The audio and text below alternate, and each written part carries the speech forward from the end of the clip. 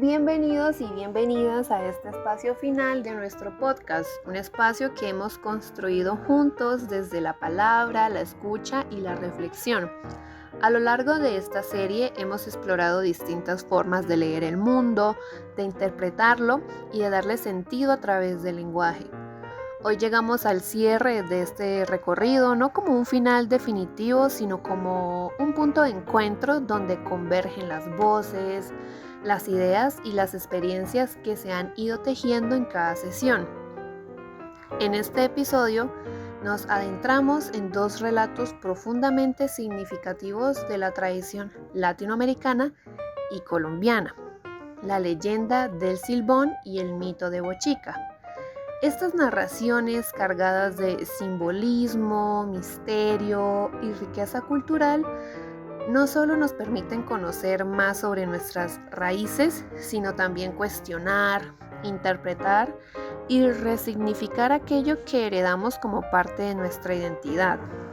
A lo largo de este espacio escucharemos las voces de Carol Romero, Dara Muñoz, Mailén Bueno, Caterina Herrera y Melanie Ortiz, quienes compartirán sus opiniones, interpretaciones y reflexiones en torno a estas historias. Sus palabras son el resultado de un proceso de lectura crítica, de diálogo y de construcción colectiva del conocimiento. Cada intervención representa una mirada única, una forma distinta de comprender los textos y de conectarlos con la realidad.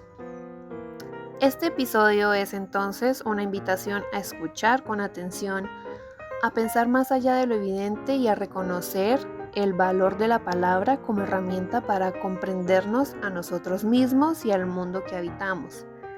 Gracias por acompañarnos en este proceso, por permitir que las historias cobren vida a través de sus voces y por hacer de este podcast un espacio significativo de aprendizaje. Comencemos. Abrimos este espacio de reflexión con la siguiente pregunta. El Silbón asesina a su padre porque éste no pudo cazar el venado que él quería comer. ¿En qué medida el personaje de El Silbón representa el peligro de, entre comillas, una generación de cristal o de sujetos que no toleran el no? ¿Es este mito una advertencia sobre lo que sucede cuando el deseo individual pasa por encima de la vida de los demás? De quienes no toleran un no. El Silbón es el ejemplo máximo de esto. Cuando el mundo no se dobla ante sus deseos, su respuesta es la destrucción. Representa sujetos que carecen de empatía y resistencia, viendo cualquier obstáculo a su deseo personal como una ofensa imperdonable que justifica la violencia. En su esencia, el joven que asesina a su padre por no cumplir un capricho alimenticio. El mito funciona como una advertencia cuando nos dice que cuando el deseo individual pasa por encima de la vida y el bienestar de los demás, se rompe el tejido social y familiar. El Silbón deja de ser humano para convertirse en una entidad errante y maldita, sugiriendo que quien solo vive para su propio placer, sin respeto por la autoridad o la alternidad, termina condenado al aislamiento y al vacío existencial. Hoy en día funciona como un espejo de falta de resistencia en un mundo que premia la gratificación inmediata. El Silbón nos recuerda que la incapacidad de no procesar un no convierte al individuo en un ser errante y condenado a buscar eternamente una satisfacción que nunca llega, porque ha destruido los puentes que los conectan con los demás. Al final, quien solo vive para terminar convertido en una sombra, representa en el vacío para desconectado de la humanidad, cargado para siempre con el peso de lo que lo destruyó por un simple capricho. En el contexto de la ley de los llanos, el castigo físico es la respuesta al crimen. ¿Creen que la violencia del abuelo corrige el mal o simplemente crea un nuevo monstruo? ¿Es la venganza familiar una forma válida de justicia social? La violencia bajo el pretexto de corregir suele ser un arma de doble filo. Si bien en el mito el abuelo castiga al nieto por su crimen atroz, ese mismo acto de violencia, los azotes, el ají de las heridas, los perros perpetúan el ciclo de dolor. En lugar de una limpieza del mal, lo que se genera es un ser resentido y eterno que sigue causando terror. La violencia no suele reformar el alma, a menudo solo enseña que la fuerza bruta es el único lenguaje válido, transformado a la víctima del castigo en un nuevo victimario. Considera la venganza familiar como una forma de justicia social es problemático. La justicia real busca la imparcialidad y la reparación del tejido social, mientras que la venganza es puramente reactiva y emocional. Aunque el contexto rural del mito, la familia actúa como juez y verdugo por la ausencia del Estado, esto no la hace válido en términos de progreso social, ya que no se detiene el crimen, sino que la institucionaliza a través de la represalia eterna. Me parece que es un comentario muy válido y acertado para la pregunta. Si trasladamos esto a la psicología actual, ¿qué sacos de huesos como culpas, errores o pasados traumáticos cargamos las personas que nos impiden avanzar? ¿Por qué la sociedad necesita que el pecador sea reconocido visualmente, como alto, flaco o con un saco?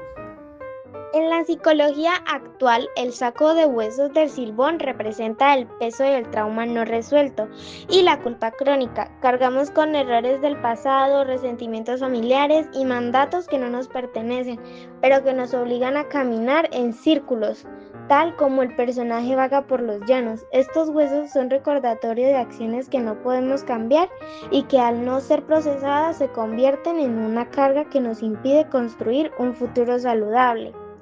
La necesidad del reconocimiento visual es porque la sociedad necesita que el pecador sea reconocible, alto, flaco, con un saco, para externalizar el mal. Al darle una forma física aterradora a quien rompe las normas, la comunidad crea una frontera clara entre nosotros los buenos y él, el monstruo. Esto sirve como una herramienta del control social, al aspecto físico del Silbón como una advertencia visual de que el pecado desfigura la humanidad de las personas. Estoy de acuerdo con lo que mencionas. Siento que fue un aporte realmente significativo dentro de esta reflexión.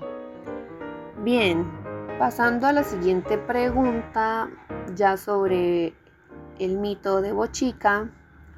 Bochica es descrito como un hombre extranjero, de piel clara y barba larga que viene a enseñar. ¿Por qué en nuestros mitos fundacionales la sabiduría suele venir de alguien diferente o externo a la comunidad? ¿Qué nos dice esto sobre la percepción que tenían los muiscas y que tenemos hoy sobre el conocimiento que viene de afuera versus el conocimiento propio? En los mitos, como el de Bochica, la sabiduría proviene de un extranjero, porque esto le otorga un carácter de imparcialidad y autoridad divina. Al no pertenecer a las disputas internas de los muiscas, quienes pasaban el día entero enfrentándose por cuestiones menores, Bochica pudo actuar como un mediador y un civilizador objetivo que traía un orden nuevo. Para los muiscas, esto refleja una apertura al aprendizaje y una profunda humildad frente a lo sagrado. Veían en él una fuente de progreso técnico como tejido, agricultura, orfebrería y moral. En la actualidad persiste la idea de que lo extranjero es automáticamente superior o más avanzado. Sin embargo, el mito también nos recuerda que el conocimiento externo solo es útil si se adapta y se comparte con la comunidad, transformando la realidad local, como ocurrió con las enseñanzas de Bochica, que se volvieron parte de la identidad chibcha. Hemos llegado a la mitad de nuestro podcast con la siguiente pregunta. Bochica enseña a sembrar, tejer, coser barro y calcular el tiempo, mientras el Silbón destruye la estructura familiar. Bochica construye la estructura civilizatoria. ¿Qué es más difícil de mantener en una sociedad? ¿Las leyes morales, por ejemplo, no matar, o las leyes técnicas? Ejemplo, saber trabajar. ¿Puede existir una sin la otra? En el mito, Bochica enseña a sembrar, tejer, coser barro y calcular el tiempo. Es decir, transmite conocimientos técnicos que permiten organizar la vida material y construir una civilización. En contraste, el Silbón representa la ruptura de las leyes morales, fundamentales, especialmente el respeto por la familia y la vida. Lo más difícil de mantener en una sociedad son las leyes morales, porque no dependen solo del aprendizaje, sino de la conciencia, la empatía y la autorregulación. Las leyes técnicas se pueden enseñar, repetir y perfeccionar con la práctica. En cambio, valores como no matar, no dañar o respetar al otro requieren un compromiso ético constante y pueden romperse fácilmente en contextos de miedo, poder o desigualdad. Una sociedad no puede existir plenamente con solo una de las dos, ya que sin leyes técnicas no hay desarrollo material ni organización eficiente. Y sin leyes morales el conocimiento técnico puede volverse destructivo, por ejemplo, saber construir armas o explotar recursos sin límites. El mito sugiere que la verdadera civilización surge cuando el saber técnico está guiado por la ética y que el progreso sin moral conduce al caos. Considero que tu idea aporta mucho a la discusión y ha sido una buena reflexión. Para salvar a la gente de la inundación provocada por Chipchakún, Bochica abre la roca con su bastón. Bochica soluciona un desastre ambiental con un golpe de autoridad. Ante las crisis climáticas actuales, ¿seguimos esperando a un Bochica, es decir, un líder supremo o tecnología milagrosa que nos salve? ¿O deberíamos aprender las buenas costumbres que él predicaba para no causar desastre? Para salvar a la humanidad del desastre causado por Chipchakún, Bochica abre la roca con su bastón y crea el salto del Tequendama. Este acto simboliza un golpe de autoridad divina que restaura el equilibrio natural. Hoy, frente a las crisis, muchas sociedades siguen esperando un Bochica moderno, un líder supremo, una tecnología milagro o una solución rápida que repare el daño sin cambiar nuestras costumbres. Sin embargo, el propio mito da una lección más profunda. Bochica no solo salva, también enseña.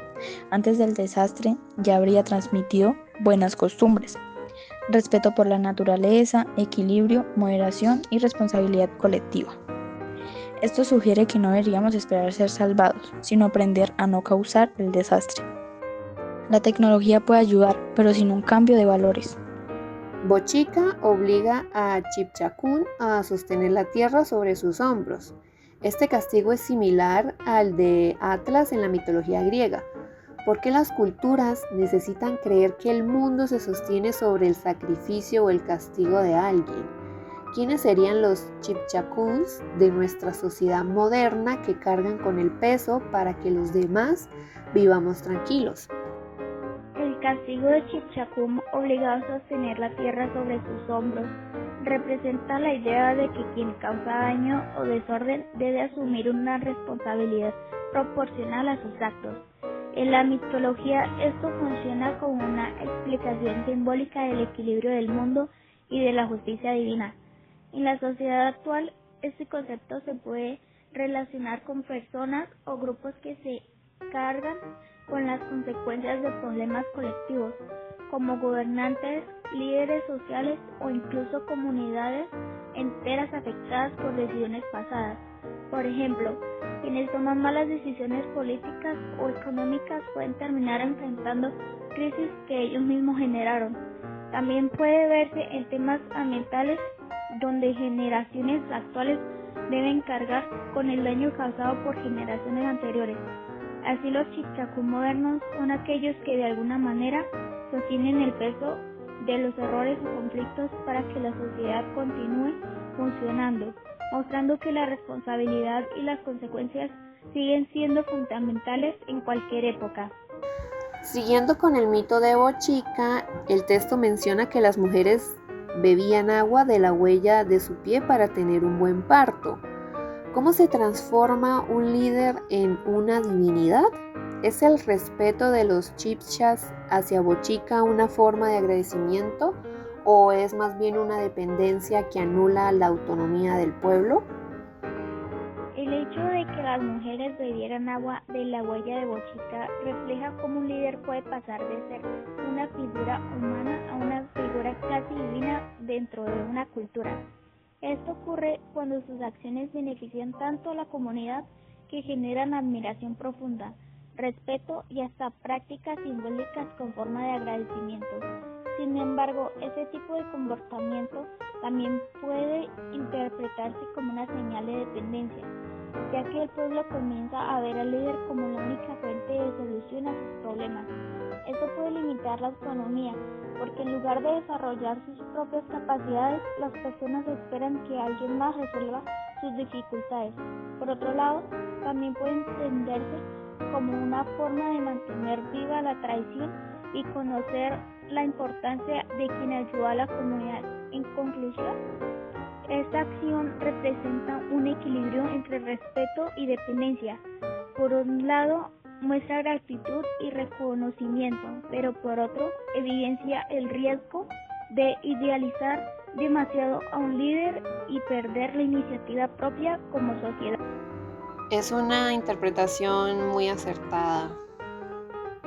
Antes de cerrar con el podcast, hagamos un contraste entre ambas leyendas.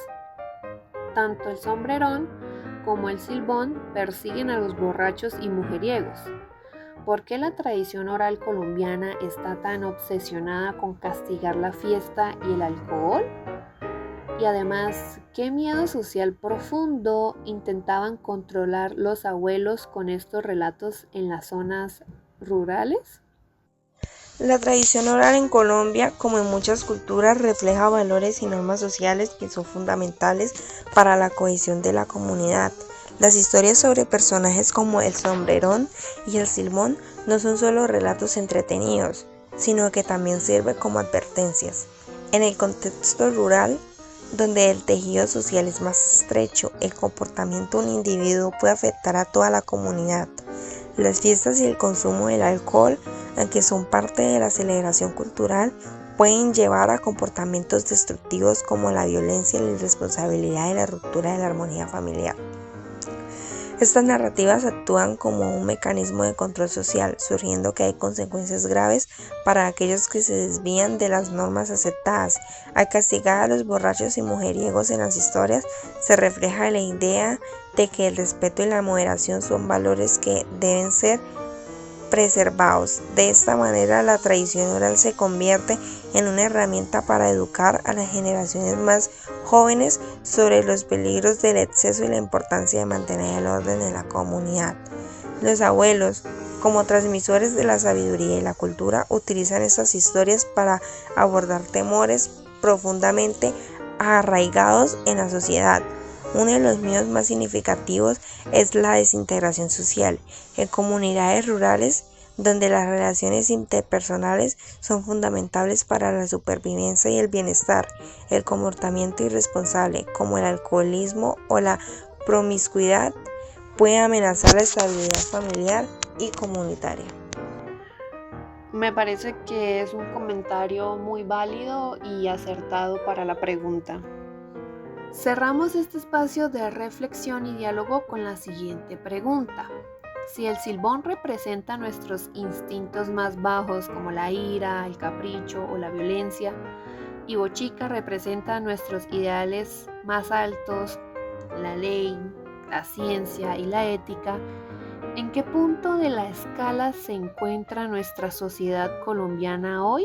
¿Estamos más cerca del silbido que asusta o del bastón que construye?